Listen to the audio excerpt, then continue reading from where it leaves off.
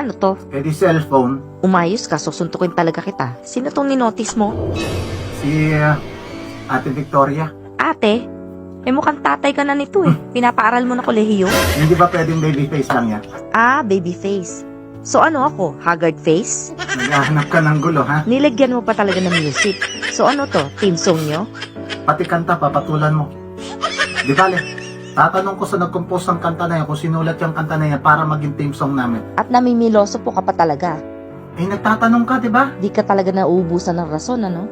Hindi ka kasi lalaki. Subukan mo maging lalaki. Tingnan natin kung maubusan ka ng rason. Leche, hindi ka pa umamin. Palusot ka pa, huling-huli na kita. Ayan ka na naman eh.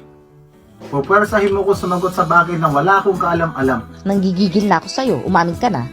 Wala nga akong alam. Wala. Ah, ayaw mo pa talaga umamin ha? Gusto mo talagang sumabog ako? Sige.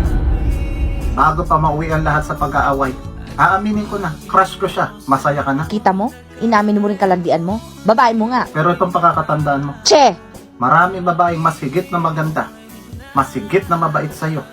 Pero ikaw at ikaw pa rin yung pipiliin ko. Ikaw pa rin ang nais ko.